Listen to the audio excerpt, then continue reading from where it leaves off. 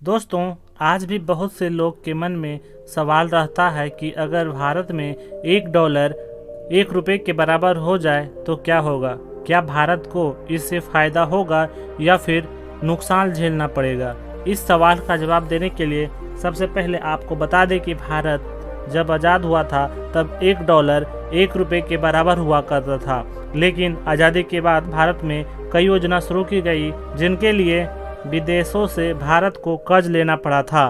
भारत पर कर्ज का दबाव बढ़ता जा रहा था, जिसे कम करने के लिए भारत को रुपए की कीमत घटानी पड़ी थी।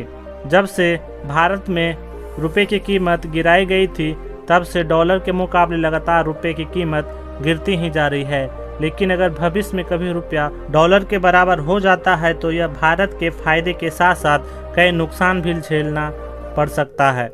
आज हम आपको इसके फायदे और नुकसान के बारे में बताने जा रहे हैं। जब हम विदेश से कोई चीज़ खरीदते हैं तो हमें 70 गुना ज़्यादा कीमत चुकानी पड़ती है, क्योंकि हमारे 70 रुपये उनके $1 के बराबर होते हैं। अगर डॉलर और रुपया बराबर हो जाता है तो यहाँ आज आईफोन 70 से 80 हज़ार रुपये का मिलता है, तो वह करीब 600 से 700 रुपये के बीच में मिलेगा। इसके अलावा 150 रुपये में अच्छे स्मार्टफोन भी मिल जाएंगे।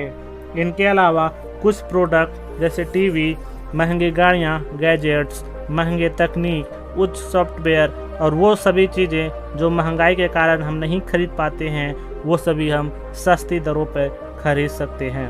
भारत विदेशों से जो भी चीज़ आयात करेगा वह आज के मुकाबले बहुत सस्ती मिलेगी। भारत का निर्यात कम हो जाएगा, क्योंकि जब $1 $1 के बराबर हो जाएगा तो बहुत से देश महंगाई के वजह से भारत में कम आयात करेंगे, जिसका भारत को बड़ा नुकसान झेलना पड़ सकता है। आज के समय बहुत से भारतीय अमेरिका में काम करते हैं, जिनकी सैलरी भारत के मुकाबले ज़्यादा है, लेकिन डॉलर और रुपया बराबर हो जाने पर उनको भारत के बराबर ही सैलरी मिलेगी।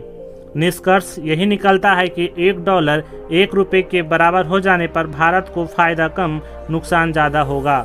भारत की चीज़ें भी महंगी हो जाएंगी, जिससे बहुत कम खरीदा जाएगा, जिसकी वजह से भारत की अर्थव्यवस्था पर भी खास प्रभाव पड़ेगा। ऐसा एक बार जापान के साथ हो चुका है, जब साल 1986 में डॉलर की कीमत जापानी येन 280 के बराबर हो गया था।